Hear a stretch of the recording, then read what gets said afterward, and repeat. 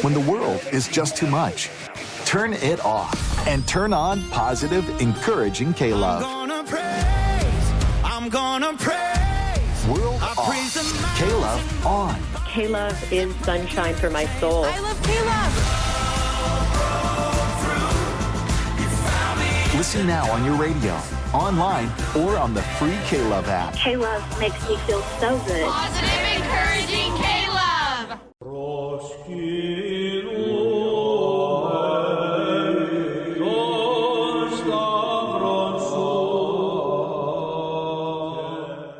Thank you for listening to The History of the Papacy, and I am, as usual, your host, Steve. We are on Facebook and Twitter, and you can find both by searching for A2Z History. If you have any questions, comments, or feedback, you can always send me an email to my email address, steve@a2zhistorypage.com. Let us commemorate the Patreon patrons on the History of the Papacy diptychs. We have Joran and William at the Alexandria level and Paul the Magnificent at the Constantinople level. Thank you to all of you who have signed up for Patreon. Our newly relaunched Patreon is a great way to support the show and really just keep this whole operation going. You can follow the link in the show notes or simply search for History of the Papacy podcast on Patreon to find more. One of the great new benefits you will receive on Patreon is the audio of the YouTube video only series, The History of the Papacy in 10 minutes. You can watch them by subscribing on my YouTube channel, The History of the Papacy podcast, and then you can listen to them on the Patreon bonus feed. Look for those episodes to premiere on YouTube soon. So thank you to everyone who listens out there. The Gospel of Jesus' Wife was touted as a document that could have changed the world in the entire way that the Christian church operated. We've learned that the premise, or more accurately, the hype of the document could never have meant anything like that in reality. Our goal today is to discuss some of the elements and some of the incentives and disincentives that caused this whole mess of a situation. And who better to talk and think us through this as a trained academic economist, cadaver synod aficionado, and writer for the American Institute for Economic Research, Max Gulker. Max, thank you so much for coming on the show again. Absolutely. Thank you, Steve, for having me. And this has to be the least of all the messes I've been on to discuss between the Cadaver Synod and the Black Death. But incentives and messes is something I traffic in. So let's give this a go. Yeah, we'll give people a chance to think of how messy this is compared to some of those other messes. Now, you need no introduction for anybody who listens to the show, but for anybody who's new, why don't you tell us a little bit about yourself and how you got interested in this topic of the Gospel of Jesus' Wife? Absolutely. So I am an economist and senior research fellow with the American Institute for Economic Research. I finished my PhD about 10 years ago at Stanford, worked in the private sector on litigation for a lot of years. I am a trained academic economist. I fled academia very quickly, but wound up in later years here at AIER doing a lot of writing, a lot of kind of one foot in research and one foot in kind of talking to the public. As an economist, I'm not a trained historian, but I've always been a big fan of history, so to speak.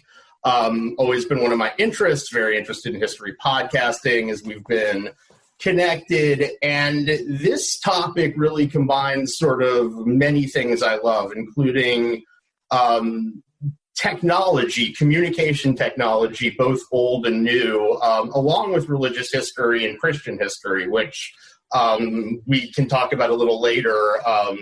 Sort of this got me thinking about my interest in that. Okay, now let's start off with a little bit of the context and background. We won't be able to dig into it entirely, but I'm going to try and do this as quickly as I possibly can so that we can really get into the meat of what we're going to discuss today, is which to really delve in some of the incentives and maybe wider focus issues today, but there's a lot to get into. So I'll get right into kind of summarizing the context of the story.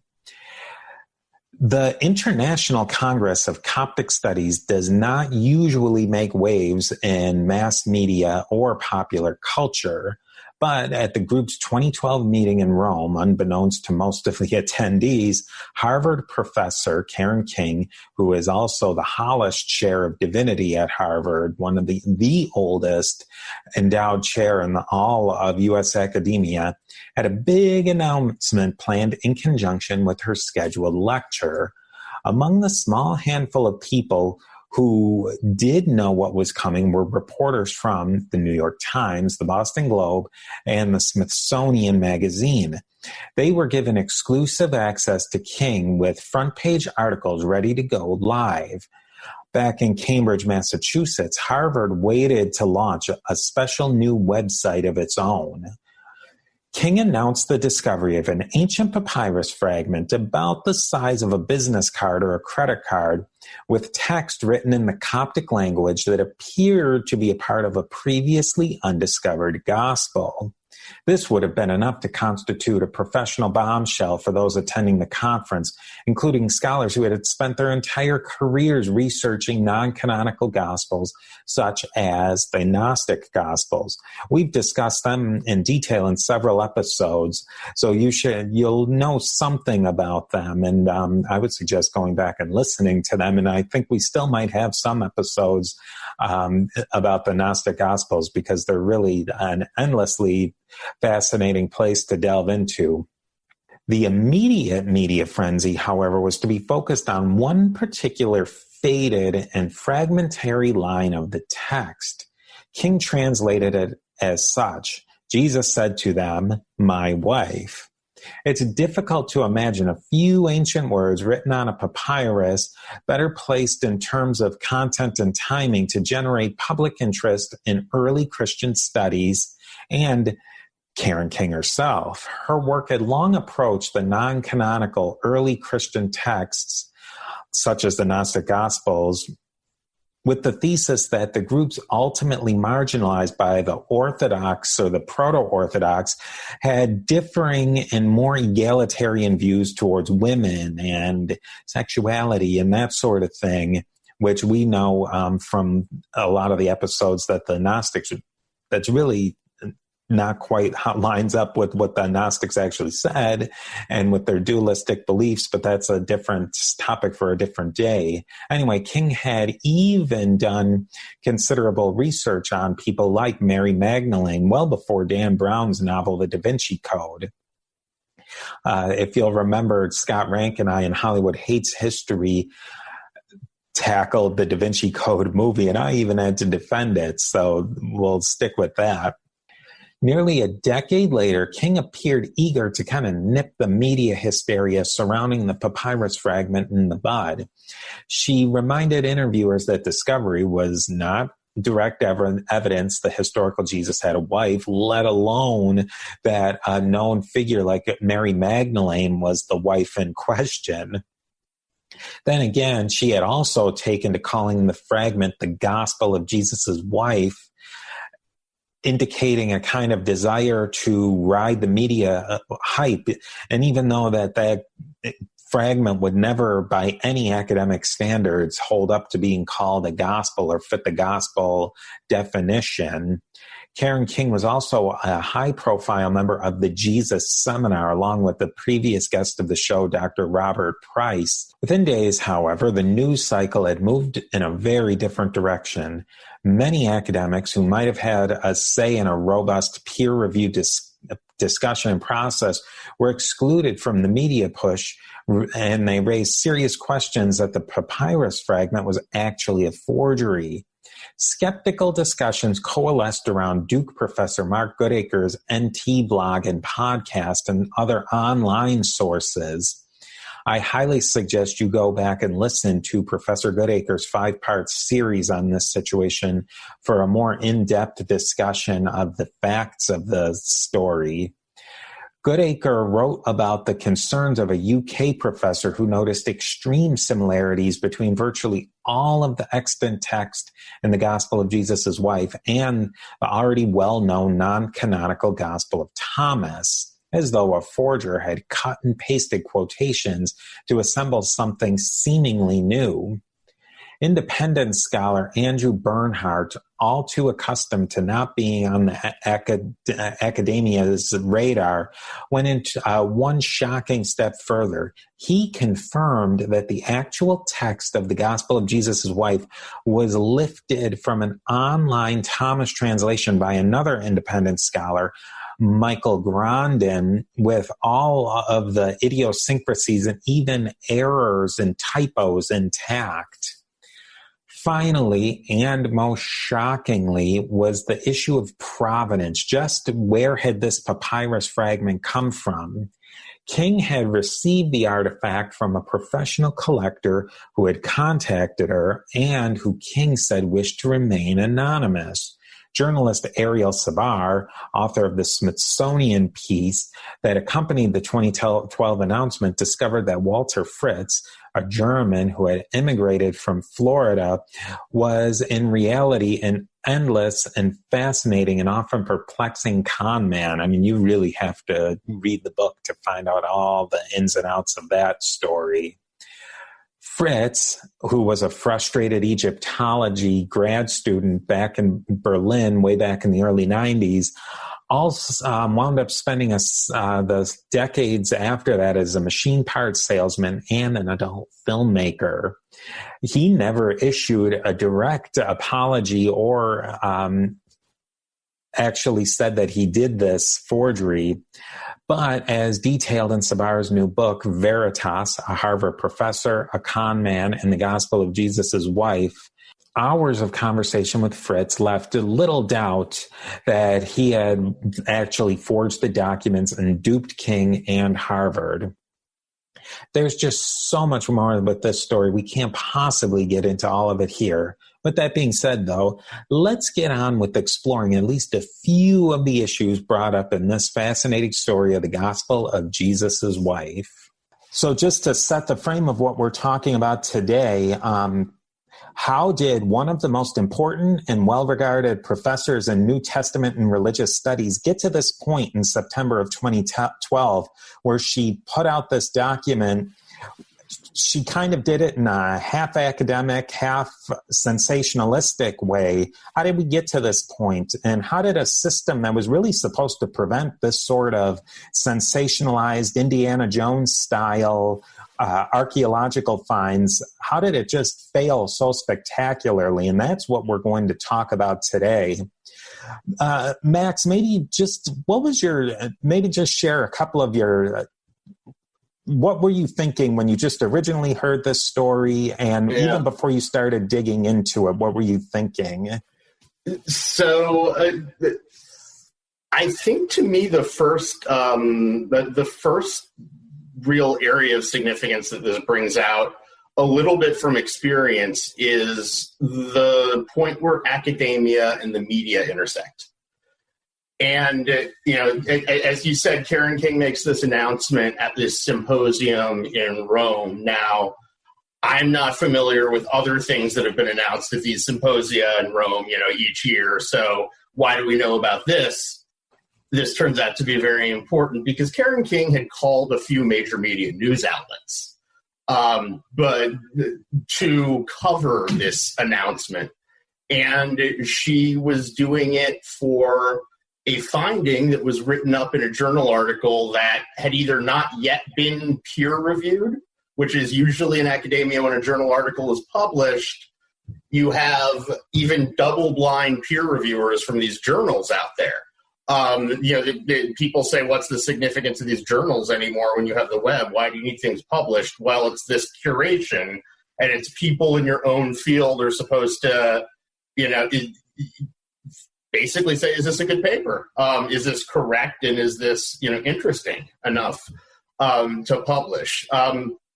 The irony, and this relates to some more recent developments in the relationship between academia and the media, is if you want something really reviewed by your peers and everybody else really closely, the best way to do it is to call up the New York Times and say, have I got a story for you, before you do any of it. I have seen this again and again across fields, like several times, including several in my own. When people go to the media with major discoveries before they go through this peer review process, the peer review process is not sacred. It can be deeply problematic, but the people doing the review get ticked off. And it also becomes a big story. And because of all of the incentives involved, other people like you and me end up hearing about it. Now, maybe this is something to circle back to at the end, but you said, how did this system not work? Maybe this is how the system works at this point.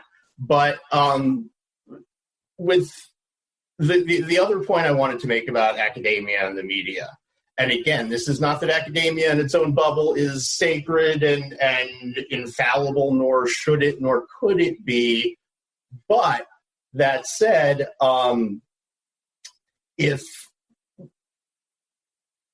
I'm giving my findings to the media, if I'm doing research that mass media, social media, anything from the public is interested in, which I should be, by the way, people, I should be thinking about sort of important things. When I give that work over to the media, I can tell myself I'm telling them how to properly use it, right? King, in this case, says, very eloquently in this interview, this does not mean Jesus had a wife. Of course, this means some people a few hundred years later thought Jesus had a wife, right? But why are we all interested in it? At least me, it's the Jesus and the wife thing, right? Why is this the religious story I end up reading all the books about and talking to you about? This is stuff that sort of captures the public's imagination. Once academic questions are in the media, they're going to be simplified, misused, part of debates, and we sign a permission slip when we do that. And I think there was either some intentional naivete or not from Karen King about how this was going to be used, how this was going to be talked about. Again, another there's too many ironies to count in this whole thing, but another irony is that by simplifying, by making it interesting to people, it got a lot of other people interested and probably brought a lot of facts to the whole process at the end that wouldn't have been if the media wasn't involved. So it's a very interesting and complicated story. I think that's the first thread we'll follow, because a lot of these things are kind of threads that go in parallel with each other. The big themes in this. And one theme I think is, and we may get it out of the way, is Karen King and this how this became sensationalized. And she kind of wanted to, my feeling was she wanted to have her cake and eat it too, that she wanted to portray herself as an academic that was just going to follow the truth. And she realized that this wasn't a slam dunk, that Jesus had a wife. But she kind of put it out there in the media that way, that this was an earth-shattering document, that it wasn't just a credit card-sized fragment of papyrus.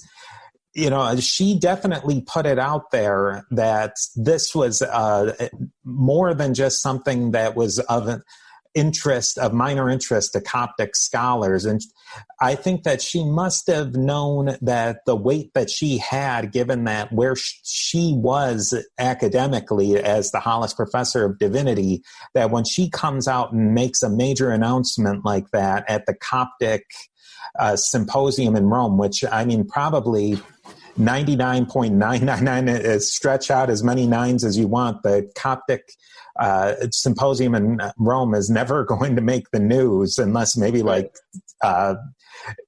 something like there was a car crash or something there that would make it fit the news. So she must have known, given that she had this deal with the Smithsonian the Smithsonian magazine, that there was something going on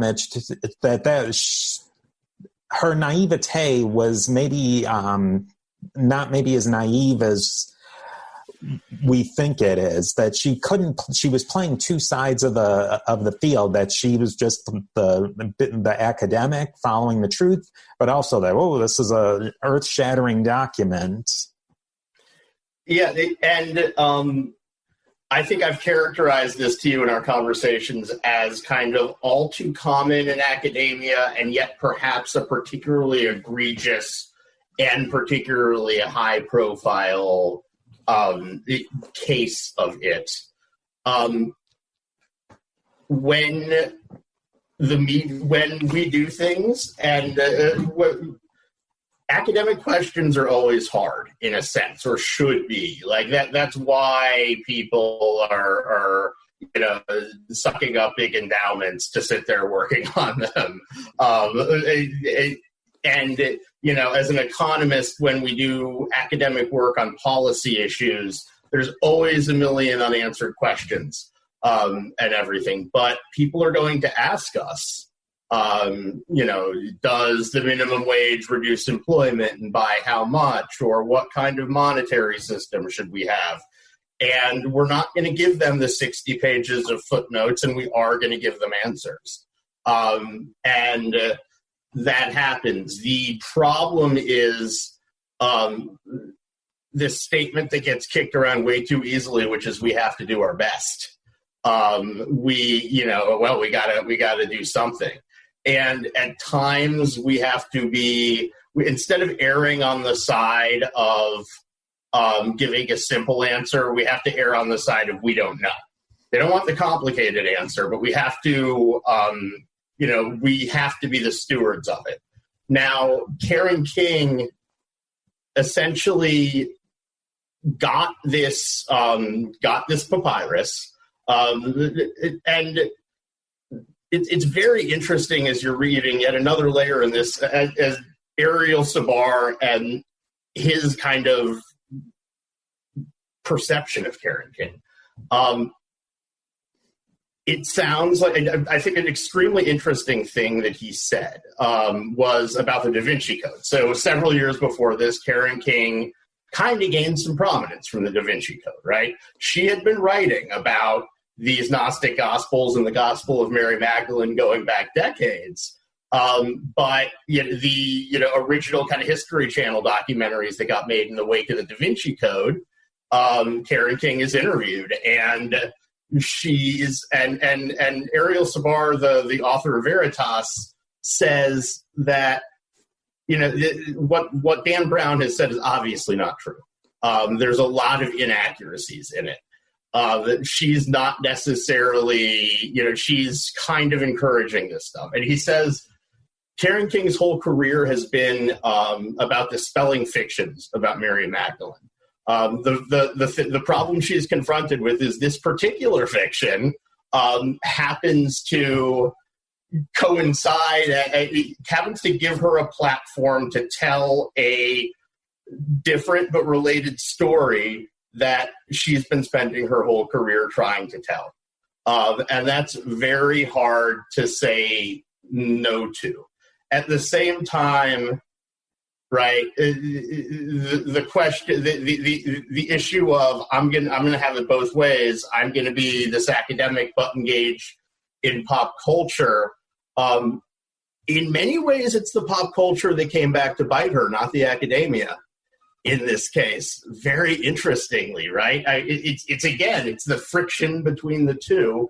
But in the sciences, you've probably heard of something called the replication crisis. I can tell you from private sector work that goes into litigation that gets checked and double checked, people make mistakes in every field, and the peer review process in academia, across fields, across whatever you're doing, is not that great at catching them. And so this is something that is a hard sort of idea to face up to, because it potentially affects a lot of things. But in this case, and this is, you'll recognize from F.A. Hayek, one of my intellectual heroes, the idea of kind of dispersed knowledge here, that this story with pop culture resonance starts attracting the attention of people like the guy who coded all the letters of the Bible to have a translation algorithm. Quirky people who don't have academic jobs, but who are hobbyists who now, in this day and age, are allowed to be connected. The guy that the owners of the Hobby Lobby pay to, do work about the fragments they find and want to be saying something sort of opposite. All of these people get engaged here. And so, in many ways, if there was naivete from Karen King, it may have been that in this day and age, some of this stuff doesn't fly anymore like it used to. To follow up, the first thing you were talking about is really about pop culture and popularizing science. And I mean, we see it done so many times. It's done really well, and sometimes it's not done very well. Really, when something becomes popularized, it almost has to become sensationalized, because the popularizer wants it to be seen by as many people as possible. And are there incentives today? I mean, obviously there's incentives today to make things as sensational as possible. Is there a way that we can get around that, to not have things become so clickbait and obviously a gospel of Jesus's wife, you find a gospel, people are going to click on that. Is there a way that we can get around that whole culture that we've, gotten ourselves into? So I wrote something a few weeks ago called The Edge of Consensus, which is, you talk about clickbait, ironically there, but the idea was that as we get to the point where everybody has a voice with social media, we're very concerned about how to aggregate these voices up to the right answer, and that we're not getting there. Whereas instead, I think we need to sort of disaggregate the questions. Let me explain what I mean here. When this is sensationalized, yes, our current system of great connectivity and social media sensationalizes things, provides more incentives than ever to sensationalize them. It also seems to provide checks and balances on that. And we often don't see that. We often look at social media and we see all of the very kind of petty micro-level fighting. As somebody who studies markets and competition and thinks of them primarily as a learning process for us and what needs to go where, all of that, if you zoom out a little bit, maybe looks like a better way to a richer, albeit more dispersed and diverse kind of truth here. So I think rather than finding a way around it, finding a way not to happen, part of it is to understand that it does happen and think more about the channels that, to me, again, this is the aggregated big question versus this large number of small questions. The tabloidy thing, like, was Jesus having sex with a woman, basically, is the problem here. But the solution turns out to be all of these other, quote, pop culture things like history podcasts. This guy with his translation interlineal, who's, like, not a lone wolf, but these, hobbyists. And that seems to be very helpful. So the more we empower the small but serious, we just have to realize we can't do that perfectly. So, we get a lot of voices, but it is a process that we don't fully understand yet, but that I think in the end is maybe better than having it hermetically sealed in academia.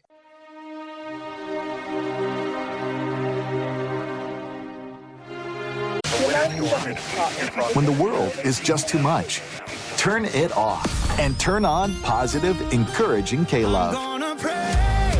I'm gonna praise. World I off. praise the K-Love on. K-Love is sunshine for my soul. I love K-Love.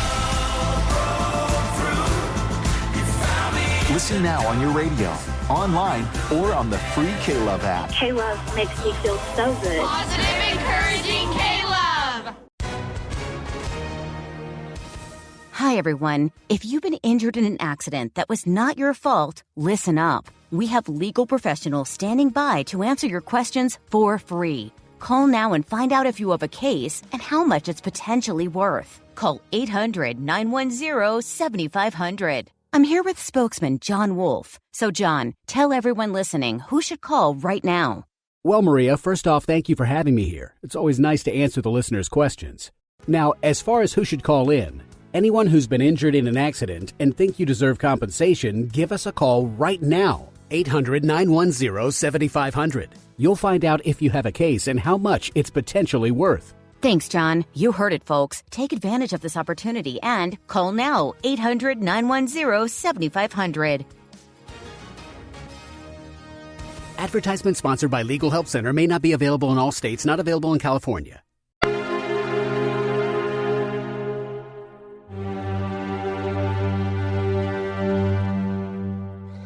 And I think that that's where that date of 2012 really makes the big difference of when she released this, because it seems to me if she had released this maybe a decade before, it'd be a lot different of an outcome, and the media coverage would be a lot different. Maybe talk about some of those differences. First of all, I was going to say earlier, the experts. We love talking about the experts. And remember that, and this is maybe something with a little perspective from having spent, several years in an academic department, as a graduate student.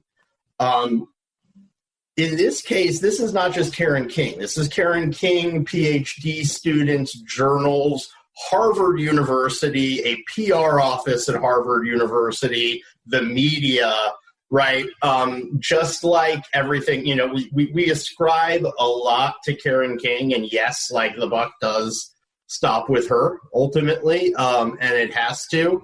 But Karen King, it's easy for me at least to see how she could get swept up in a tie here. That doesn't mean she should, but it means she does. In terms of when this was released, this is just a prediction, but I think if this had come out in the mid-'90s, early 90s, you're looking at still a pretty big news story, but not as big a news story at first, and then also not a disintegration either. This is probably something where, the academic debate rages on today, right? It's like something you would see how it would be described in the end here.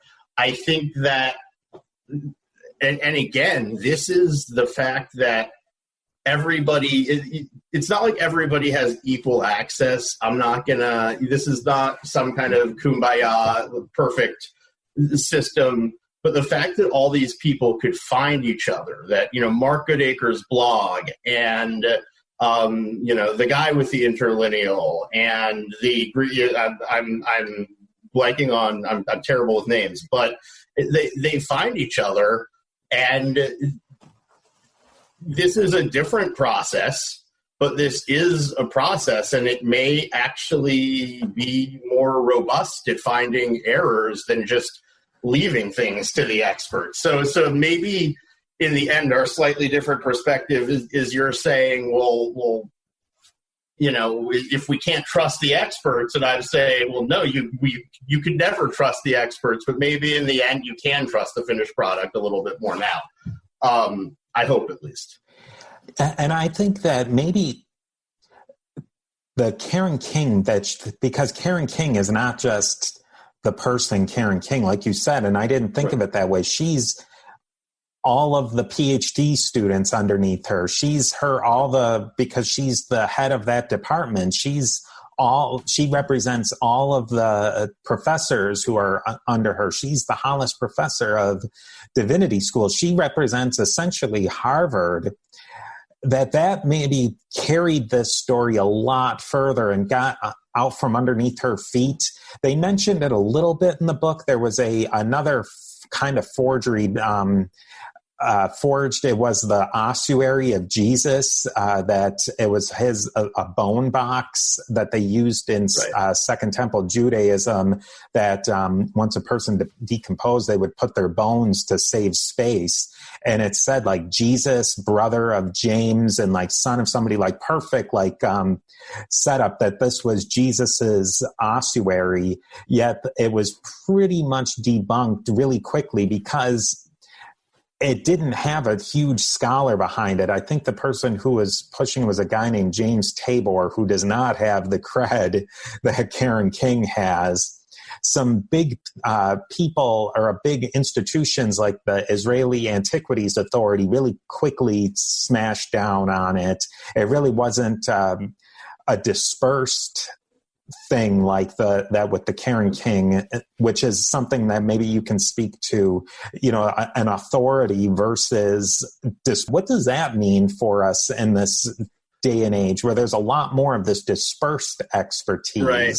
Well, I think my guess is if anybody, and this is pure speculation, but I'm quite confident in this speculation, Steve. If anybody from the Israeli Antiquities Authority is listening to this, they're chuckling to themselves, thinking about all the idiots they had to deal with on their work email and all the process, all the messed up ways that, the internal politics and the nepotism, and right, it's probably a broken system like everything else is. The only difference is we don't know it yet. They've that doesn't mean that it's mostly not usually right. It means that all of these centralized things tend to have some of these issues. So, what this kind of wave of information technology of the last couple of decades does, I think, is primarily allow you to have some of the advantages of scale that you needed to have an antiquity authority or Harvard University or the U.S. government or things to have. But because of the way individuals can connect and communicate with each other, maintain some of that local niche kind of dispersed Hayekian, so to speak, focus at the same time. So if everybody reads this book and listens to these podcasts and hears this story thinking, okay, was Karen King a fraud or not? Right? That's the question we all want to know. And of course, it's not quite that simple. And my best answer, and again, this is not, this is only coming from me, but the way that she behaves to me did not look like somebody pre-planning fraud. The way she behaved looked like this was something it was appropriate for someone like Karen King to do. This is the level of preparation and checking of things. Oh, provenance, it's a big issue. Let's talk to my friend Walter Bagnall. Oh, this looks cool to me. Okay, great. Everybody wants it to be true. And the new so, I don't think it's that. I don't think she was thinking the whole time, this is false, let me keep a lid on it. I think she was behaving like someone who assumed that some of these things were just never going to be looked into. And not even thinking that, but just, never having had that result thrown in her face before. It is the fact that all of these different people with different ideas are empowered to look at this that really does it.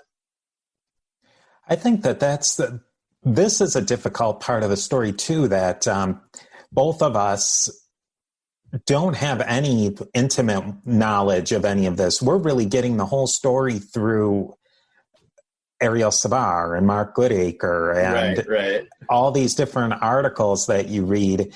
And Ariel Sabar, he really paints I think maybe I love the book, and I suggest everybody go out there and buy it.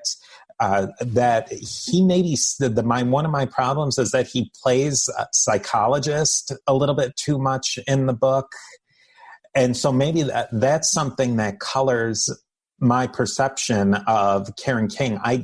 After reading it, maybe going into it, I wanted to believe that she was a fraud and that was pushing it, and I don't think that now. I think that Karen King strip away Hollis Professor and all of those titles that she has.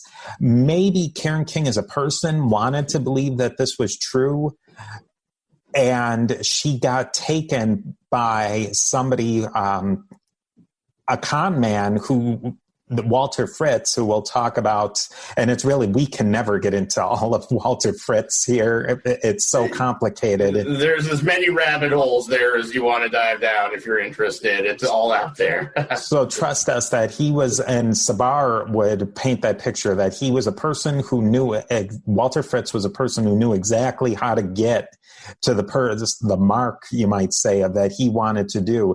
And maybe that Karen King, she made a mistake, and she did own up to her mistake in the end, and it did hurt her career.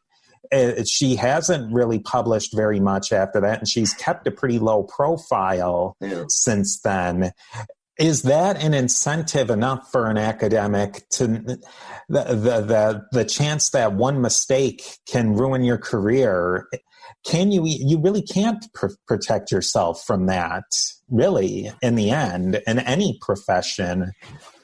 Ultimately, this, and again, when we think of this as an incentive, it's not an incentive for Karen King to think, yes, no, should I lie or not? That's never happening. But the question is, are stories like this incentive to do things like check the provenance, check the history of the document, be a little less obviously throwing your academic weight around as a superstar, that type of thing. And again, like I said, this is not a unique story in terms of going to the mass media first, even though, again, peer review in and of itself is not this pristine process. Let's talk a little bit about Michael Grandin, because he comes up, and I think we were on the exact same wavelength with Michael Grandin. I'll just set him up. He's the one who came up with the Coptic interlinear that was used for this forgery. And I don't think Sabar he didn't really talk about this, but for me, it's a huge, as somebody who's a podcaster, who's an amateur, why don't you tell us a little bit about Grandin and set up his story? Right. So I may I may be a little blurrier on some of the details of the story than you, but ultimately he was an amateur. I think not. Did he do undergrad in this field, or? I think he very briefly. His story was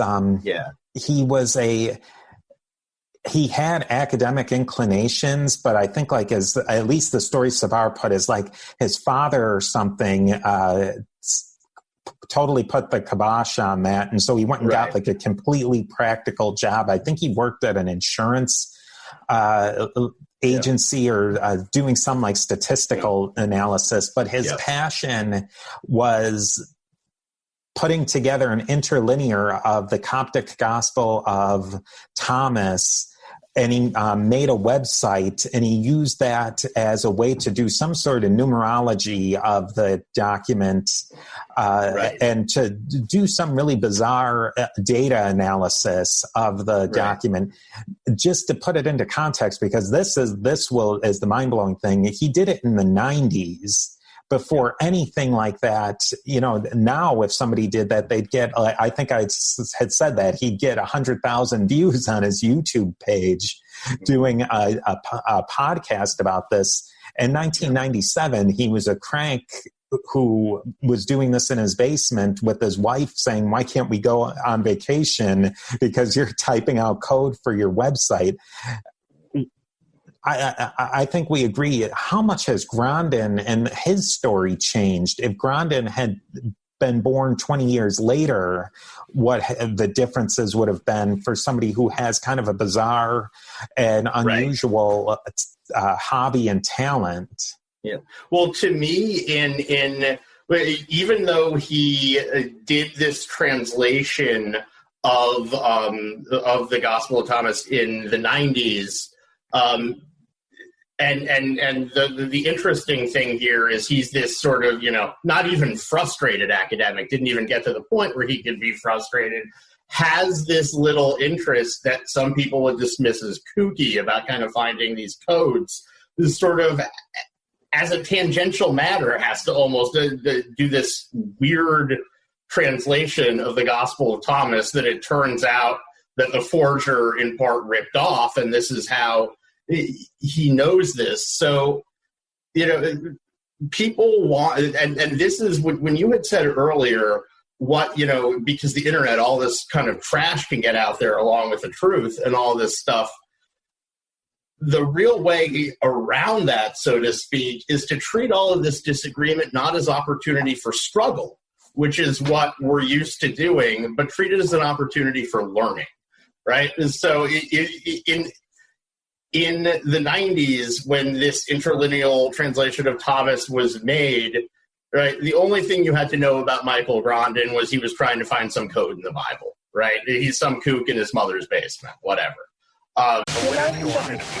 When the world is just too much, turn it off and turn on positive, encouraging K-Love. I'm gonna praise. World off. K-Love on. K-Love is sunshine for my soul. I love K-Love. Listen now on your radio, online, or on the free K-Love app. K-Love makes me feel so good. Positive, encouraging K-Love. Hello, I'm David Jeremiah. When we look at America at 250 years, we do so with gratitude, with honesty, and above all, with hope. Because our hope has never rested in human strength alone. Our hope is in the Lord. There is hope for America when we remember God, when we take responsibility for the way we live, and when we walk in truth. There is hope for America because the Bible assures us that God is still sovereign and He still rules over the nations. So let us look to God with faith for our nation's future. Let us thank Him for His blessings in the past. And let us ask Him to guide this nation in the years to come. May He continue to bless America. Right?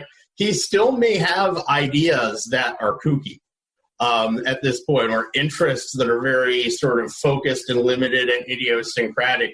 But his existence in this world and his connection to this world and his ability to talk back to this world allow him to basically provide this information that only this kook in his mother's basement, which I really shouldn't be calling, that's not a fair characterization, but can provide, that before just never adopted, just never would have been connected.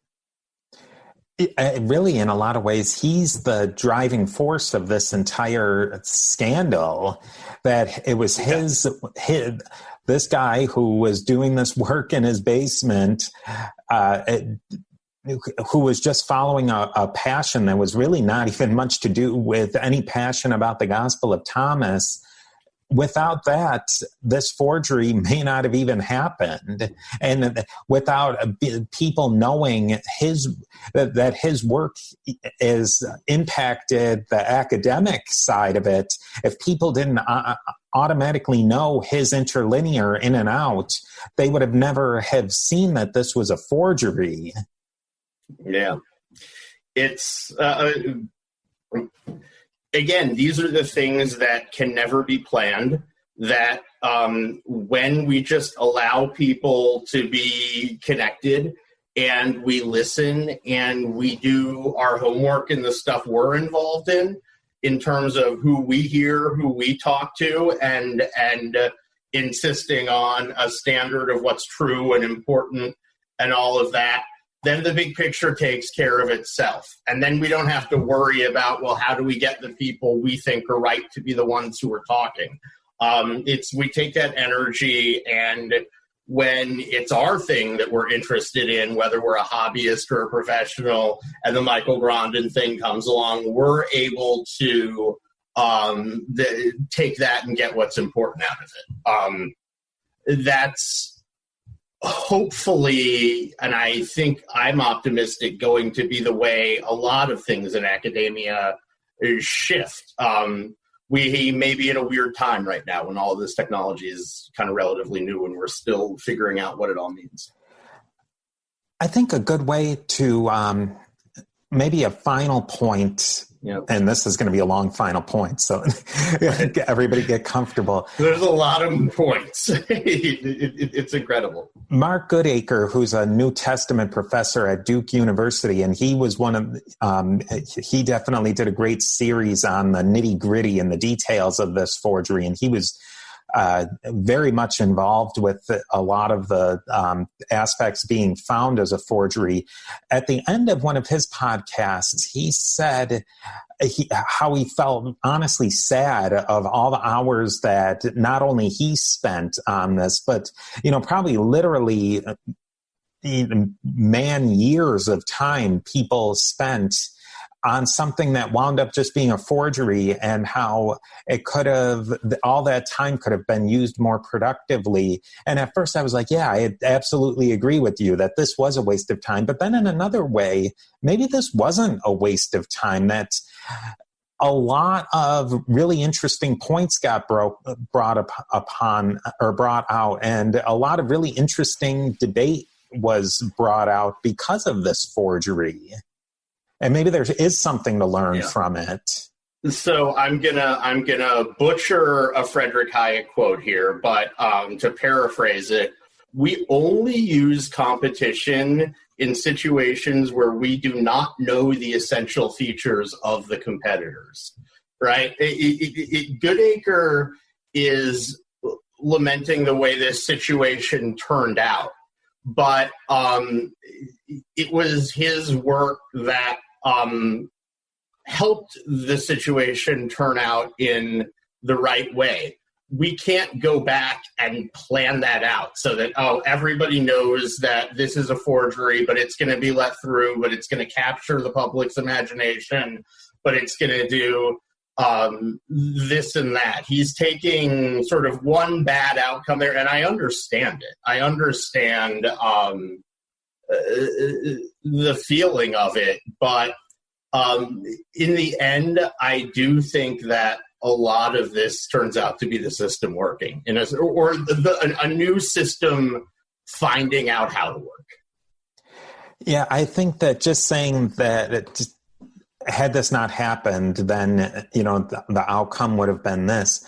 It really was a driver to a lot of interesting debate, and it opened up a lot of different avenues of discussion that wouldn't have happened. And the outcome didn't happen, that people believed that this was not a forgery. I don't think that it was ever going to be, at least the way it was portrayed, that this was ever going to be a forgery that would just skate through and enter the canon of things that were not forgery. I think since it was so quickly people figured out it was a forgery, and so many experts figured out it was a forgery, that it was never going to become accepted as a document.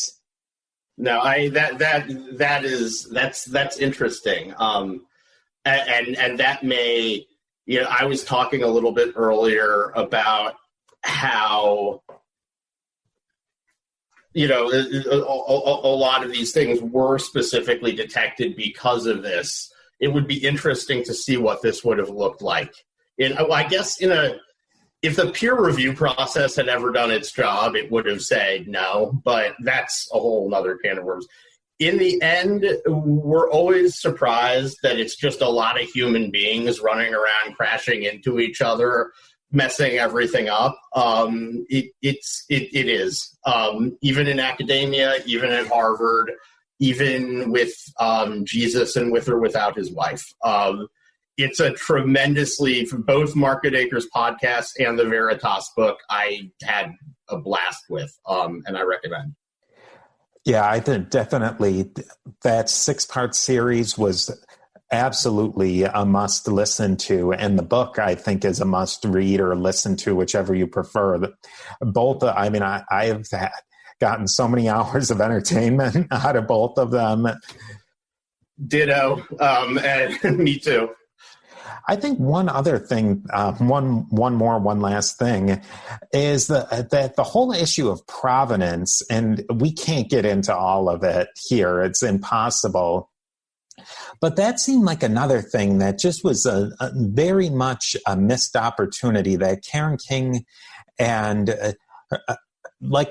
we've been saying, her whole team should have seen that there was a lot of major questions with provenance. And I think that maybe that's something even particular about these documents and antiquities in general, is they really, to be taken seriously, need to have squeaky clean provenance. And unfortunately, none of these things have squeaky clean provenance. Right. That rules out a lot. And it's sort of like the way we wanted economics to become scientific and quantitative and mathy. Dan Carlin at one point raises a really provocative idea, which I don't necessarily agree with, but I don't think he did either, which is maybe history needs to now be 2 fields at this point. That back along, generations ago when Will Durant was talking about, this Mesopotamian civilization or that, got rich and soft, and that's why they declined. And we're ultimately, that's the kind of thing that would never pass muster today. But at the same time, do we lose something? And that goes for provenance, that goes for empirical economics, that goes, our standards for sort of accuracy get higher and higher, but they never get perfect. It's like, it's like whichever Greek was rolling the rock up the hill,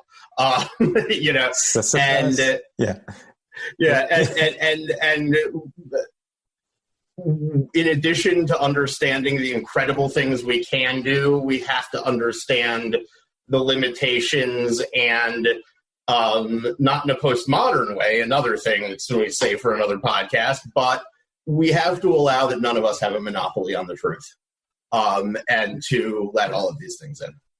Yeah, I think we're here, we might as well, it's a huge can of worms, let's see where it goes, but I think that is something that is, maybe that's of where we are in the world in 2020, is that we demand scientific exactitude in everything.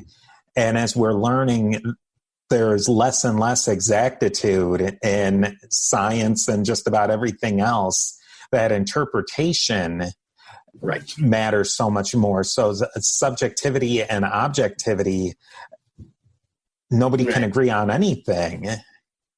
Right. And again, it's a lot of that to me is because we're still asking questions, big questions that maybe made more sense in an era with mass media where most people couldn't communicate, and that sort of thing. All of these subjectivity, objectivity, postmodernism, objectivism, all of these very sort of laid out epistemologies, philosophies of what we do and don't know, in human hands 99% of the time end up with, I'm the one who's saying the thing that's right. Mm-hmm. And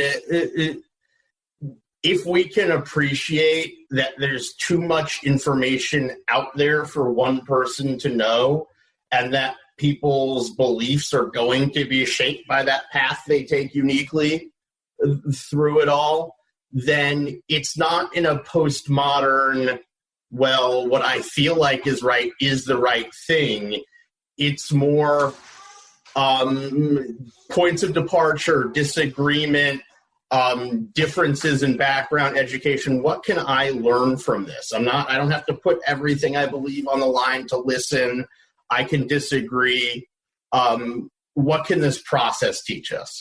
So now that we're we've been talking about this, that there's so much more to go into, but I think we've really covered the main points here. What's your 2-second takeaway, and what should people maybe think about this just to wrap it up before they go out and listen to those other episodes and read the book? How should they go into those? 2-second. Nobody has a monopoly on the truth, and everybody sort of assumes they do. So think about your own and all of these people's when you read it, and it's fascinating. If people want to learn more about your work or anything that's coming up, where can they find out about that? Yes, so I am with, as we said at the top, the American Institute for Economic Research. Steve is a friend of the Institute, I think, at this point. Myself, my colleagues, Jeffrey Tucker and Phil Magnus, have both been on the podcast in various combinations. We were founded in 1933. We're an economic research institute located in Western Massachusetts. We do a whole lot of writing aimed at people, I think, who would really enjoy it. People listening to this podcast, sort of a interested and educated, but not sort of wonky economist public. We write about a whole range of kind of current and historical topics. We have a lot of great articles and essays on our site. Again, there's a lot of vowels right in a row, which, in 1933, if I had to redo it, but AIER.org, the American Institute for Economic Research. You can, find all of my stuff there, my excellent colleagues, a lot of new content every day. I'm also on Twitter. It's MaxG-Econ. Again, that's Max, MAXG-Econ. On Twitter.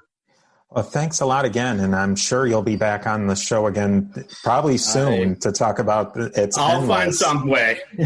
Exactly. All right. Well, take care. All right. Thank you.